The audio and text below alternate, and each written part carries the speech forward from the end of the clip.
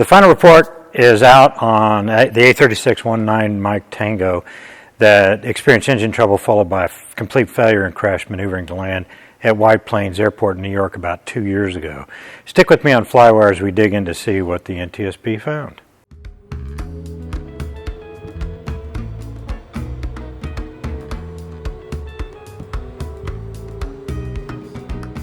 Hi, I'm Scott Perdue, and today on FlyWire, let's see what the final report on this accident reveals. The NTSB also released the docket on the airplane and investigation, so I could dig into the data myself, and that's what I'm going to show you in this video.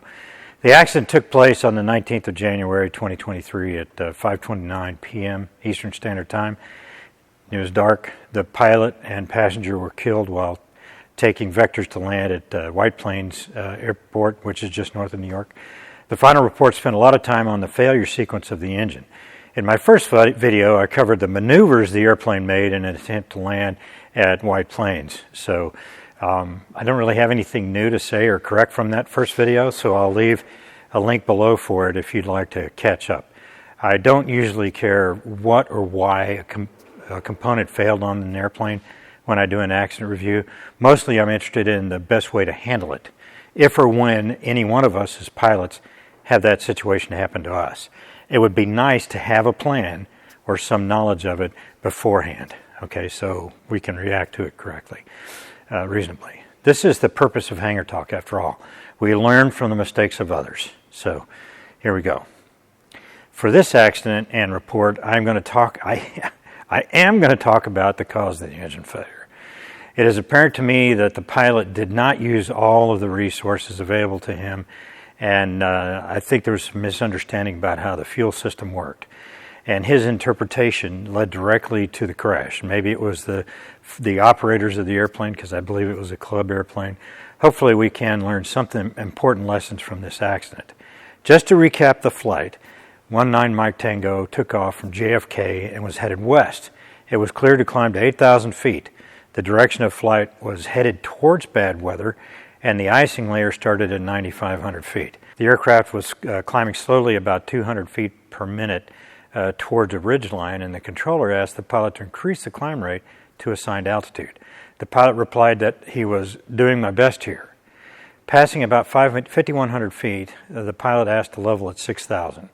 The pilot advised the controller of the poor climb performance of the airplane, and nothing in the cockpit explained the poor performance. The controller advised that HPN, that's White Plains, was nearby, and he could proceed there and check it out. At 4.8 nautical miles south of White Plains, the pilot advised the controller that he had a dead cylinder and requested to proceed to White Plains. Vectors for final began, regular instrument approach, etc., and you can jump to my previous video for the rest. Okay, that's not what I'm talking about today.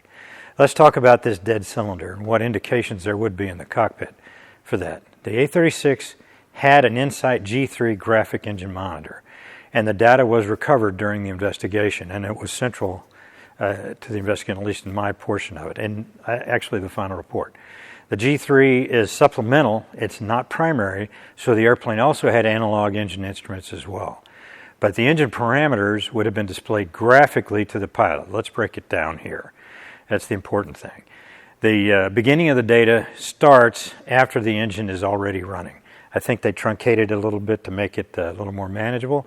The light green column here on the left is oil temperature. The dark green is oil pressure.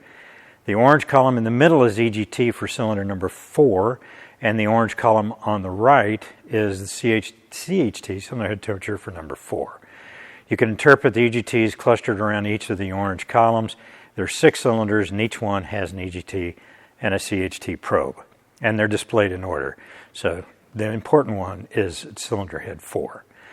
Note the oil temperature here. It's reading 2267 at start, and the EGT4 reads the same thing. These are both off scale. 2267 degrees? No. This means there was an issue with the probe or its connections, and that affects the validity of the indication. The oil temperature was invalid throughout the flight, couldn't trust it at all. The EGT4 is semi-reliable after the warm-up. Actually, the numbers get better and seem consistent. From my perspective, engine monitor data is critical information and problems should be corrected. I know that I've chased down a few gremlins in my day with various engine monitor makers, but to me it's really, really important information. Note the RPM. The pilot uses the throttle like a gas pedal in a car. The POH says it limits the RPM to 1200 until over 100 degrees Fahrenheit on the oil temperature. The data here starts at 1432 RPM, and we see this pattern throughout. I mean, it's just up and back within seconds, 400 RPM. Here's the issue with jockeying the throttle. When cold, these engines don't respond well to fast transients. You're being overly hard on your airplane, backfire's a problem, other issues here. I use about 1,000 to 1,200 RPM for taxi. I use 1,000 RPM for idle to increase the airflow over the engine at idle. Let's take a look at a series of pictures of the data. Here, the first one here, 5 minutes after the start of data, the engine appears to be at idle around 1,000 RPM. EGT4 seems a little high, but it's coming into line. CHT4 is in line with the other cylinders. The next one here, 2 minutes later, the airplane is taxiing again. EGTs and CATs all look normal. I think this is a pretty good look here. The third one here is another snapshot at idle RPM. EGTs are much lower for 4, and CHTs are in line with the others. Okay, everything seems to be normalizing out here for the engine. And the fourth one here, 3 minutes later, some weird stuff starts happening with the EGT4.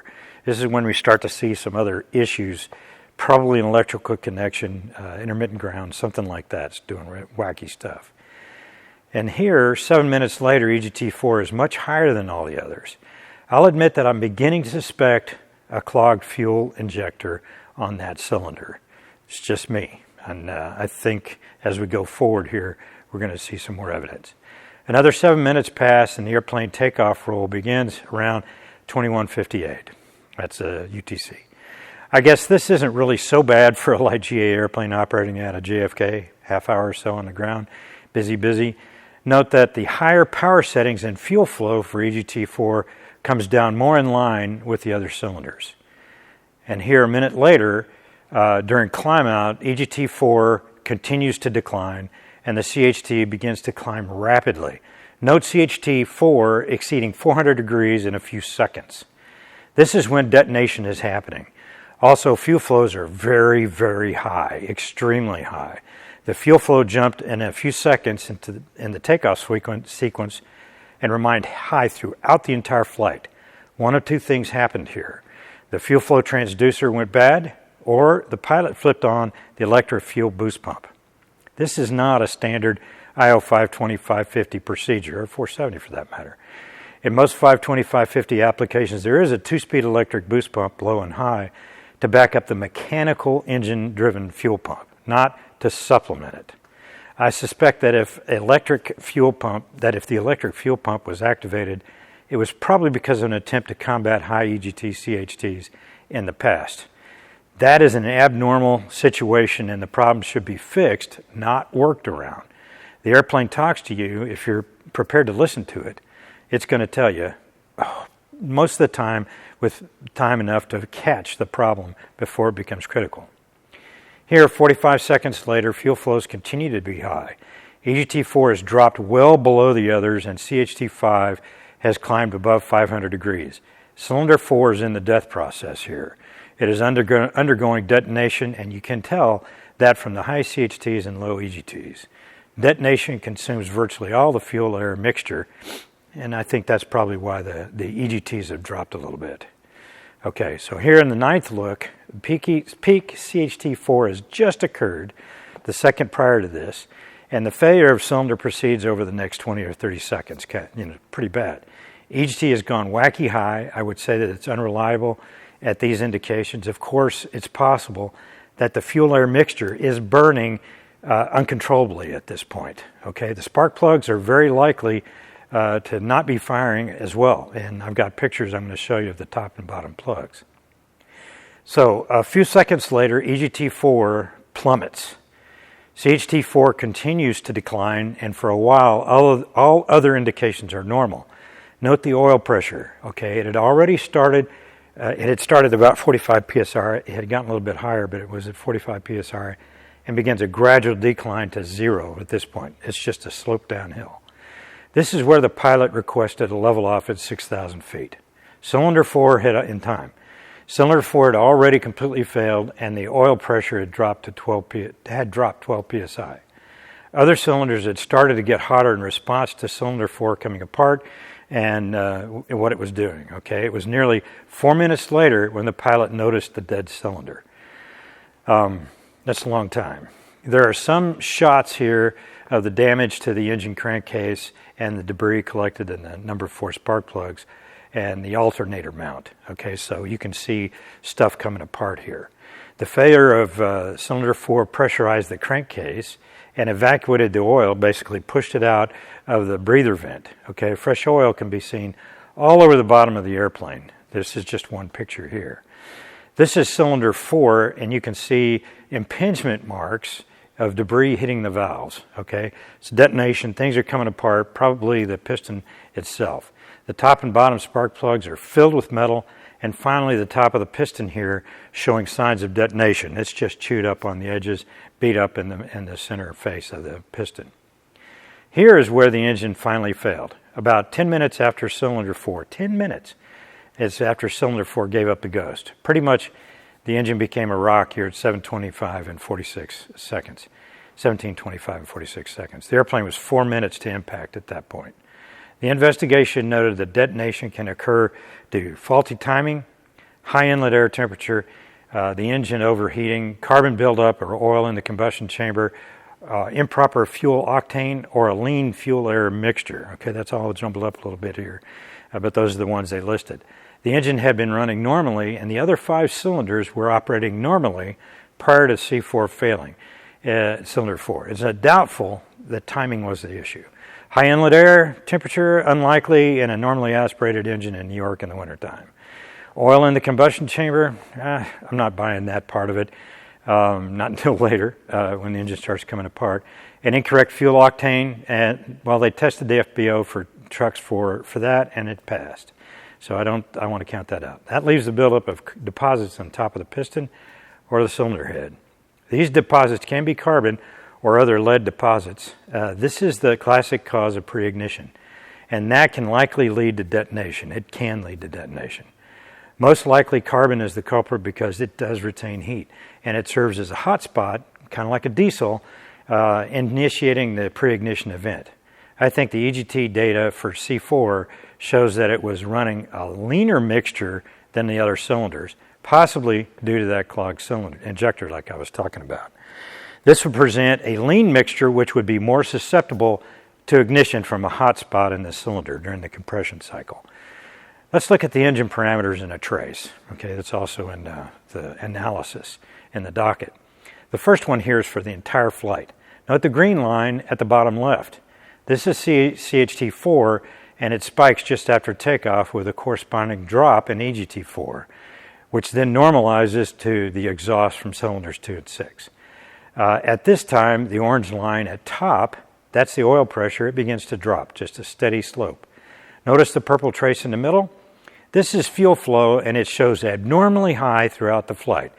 Again, is it a problem with the transducer, or is it a problem with the electric fuel pump?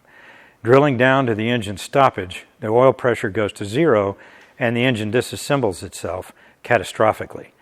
Interesting to note, I think it is, that the manifold pressure rises to atmospheric. This is what happens when you shut the engine off. The investigators included a screenshot of a previous flight GEM data, the engine monitor data, and that's it right here. Note no exceedances of EGT or CHT, but most importantly, the fuel flow goes abnormally high in the cruise just after level off there, and then later in the build-up to the descent. Okay, it looks like that perhaps the electric fuel boost pump was turned on. This is consistent with that auxiliary electric fuel pump. The engine stumbles. It doesn't like running excessively rich. And that excessively rich fuel mixture through the cylinders results in an incomplete burn, depositing carbon and other material on the piston and cylinder surfaces, and pushing unburned fuel out through the exhaust, some of which may still be burning in the exhaust system. So that's the problem. unburned fuel just doesn't go away. It makes a mess. It's possible that using the boost pump on takeoff and descent has been adopted as a regular practice by the operators of that particular airplane. As I said, I think it was a club airplane. Some airplanes need fuel boost in high demand situations. Others, notably Continentals, don't. Okay, the big bore Continentals don't. The electric boost pump is an auxiliary in case there's a problem with the mechanical. So what are the lessons learned? Well, detonation is a rare occurrence these days, but it is more likely if you operate the engine incorrectly. Follow the procedures for the airplane you are in. It happens very quickly, and what detonation does, and whatever you assume may end up killing you. Detonation is triggered and it happens very quickly. The damage is extraordinarily fast, within a few seconds, as we see here. The other is, if the engine is performing unusually, then there is something wrong and it should be taken care of before your only lifeline is torched. Do something right away to mitigate the problem, or land as soon as possible. I also think that in this case the pilot was not monitoring the inside G3 engine monitor, and because he said there was no indication in the cockpit. In this case, it gave about 10 minutes of warning that there was a problem, time enough to get the airplane on the ground. Oh, and one more thing. There's nothing wrong with declaring an emergency. He didn't declare an emergency initially, and he did later when he determined that he had a dead cylinder. Get priority, land where you want, like right now, save your life, and then sort out the other issues on the ground. If things aren't going right, the ground is the best place to work it out. Be aggressively conservative. So, I hope you learned something from this video. Thanks for watching, and I'll see you next time on FlyWire.